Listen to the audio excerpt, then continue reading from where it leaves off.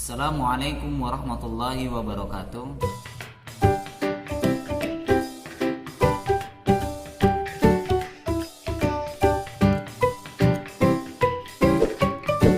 Kaifahalukum, ananda yang solih dan solihah.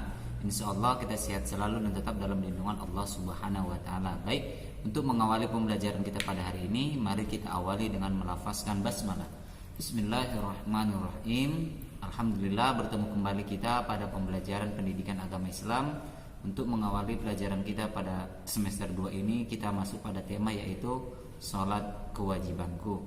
Nah, untuk hari ini Pak Ghazali hanya menjelaskan sedikit yaitu mengenai dari makna sholat. Nah, sebelum itu Bapak ingin bertanya, bagaimana perasaanmu, ya ananda yang soleh dan soleh, saat akan melaksanakan yang namanya sholat? Apakah kamu malas atau kamu sangat bahagia? Nah, kenapa? Karena seorang muslim seharusnya merasa sangat senang, ya, sangat semangat ketika untuk melaksanakan yang namanya sholat. Kenapa harus demikian? Karena pertama, sholat itu merupakan adalah ibadah yang utama bagi setiap muslim. Kemudian yang kedua, sholat itu memiliki banyak hikmah bagi yang melaksanakannya. Nah, alhamdulillah kamu sudah berlibur panjang. Bapak juga berharap ketika libur panjang sholatnya juga tidak libur, ya nak, ya. Sholatnya juga masih tetap dijaga. Nah, arti dari sholat, makna sholat artinya secara bahasa adalah doa. Pak Ghazali ulangi, sholat itu artinya doa. Nah, sedangkan menurut istilah atau pengertiannya, sholat itu adalah sebagian rangkaian ucapan atau gerakan tertentu, ya. Jadi sholat itu adalah rangkaian dari ucapan dan gerakan tertentu yang diawali dengan takbiratul ihram, ya, dan diakhiri dengan salam. Nah, coba kamu bayangkan.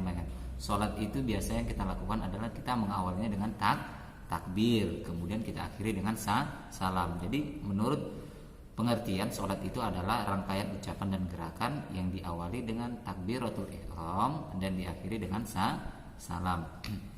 Kemudian kenapa kita melaksanakan sholat? Ya, jadi sholat itu kita laksanakan untuk membuktikan pengabdian diri kita kepada Allah Subhanahu wa taala. Kita ini sebagai makhluk hamba ciptaan Allah, ya, sebagai bentuk wujud kita, pengabdian kita kepada Allah, yaitu adalah dengan melaksanakan sholat. Jadi sholat itu juga berarti kita itu menyembah Allah Subhanahu wa taala dengan kita berdoa, memohon ampunan dan bersyukur kepada Allah Subhanahu wa taala. Berarti kalau orang yang dia rajin berdoa, ya, dia mohon ampun kepada Allah, kemudian dia bersyukur, ya, sebagai bentuk wujudnya adalah dengan melaksanakan sholat. Jadi seluruh makhluk ciptaan Allah ini juga melaksanakan ibadah kepada Allah. Tidak hanya manusia, begitu juga jin, ya, tumbuhan juga bertasbih, ya, hewan juga bertasbih kepada Allah. Sebagaimana firman Allah dikatakan, wa ma khalaqtul jinna wal insa illa liya'budun. Tidaklah kuciptakan manusia dan jin kecuali untuk menyembah kepadaku atau beribadah kepadaku. Jadi kita manusia ini diciptakan, jin itu diciptakan Allah itu untuk mengabdi atau beribadah kepada Allah Subhanahu wa taala. Oleh karena itu, kita sebagai muslim, ya, muslim dan muslimah yang soleh dan solihah, wajib kita untuk melaksanakan yang namanya sholat fardu dalam keadaan bagaimanapun. Setuju, ya? Kita wajib melaksanakan sholat fardu dalam keadaan bagaimanapun. Karena Islam itu mempermudah, nak, ya. Walaupun kita sakit, kita boleh nggak sholat? Sakit harus sholat, ya. Jangan karena sakit kita tidak sholat, ya. Tidak bisa berdiri, kita disuruh apa? Untuk duduk. Tidak bisa duduk, disuruh untuk berbaring. Apabila kita misalnya safar, bisa dengan qadha, ya. Ataupun kita tidak bisa mendapatkan yang namanya air, kita bisa mendapatkan yang namanya bertayamum. Jadi Islam itu mempermudah. Jadi oleh karena itu kita hukumnya fardu, wajib untuk melaksanakan yang namanya sholat. Kita tidak boleh meninggalkan sholat. Kenapa? Karena sholat ini merupakan adalah ibadah nantinya yang akan dihitung pertama kali ketika hari kiamat tiba. Jadi yang pertama kali nanti ditanya, dihisab, dia berhisab itu adalah sholat kita. Tidak ditanya harta kita. Yang dihitung itu adalah, yang dihitung pertama itu adalah amal ibadah sholat kita.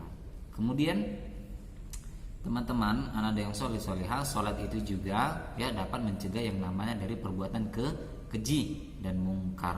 Jadi dengan kita melaksanakan sholat, kita bisa terhindar ya dari perbuatan-perbuatan maksiat yang keji dan mungkar.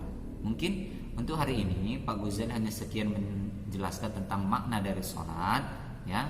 Insya Allah di pertemuan nanti kita Google Meet, Pak Ghazali akan menjelaskan lagi nanti tentang hikmah dari sholat ya. Begitu juga dengan bagaimana tata cara sholat, bacaannya, gerakannya. Oke, mungkin sampai di sini yang dapat Bapak sampaikan. Ila liqa, sampai dijumpa di pertemuan yang akan datang. Kita sudahi dengan mengucap alhamdulillahirabbil alamin. Wassalamualaikum warahmatullahi wabarakatuh.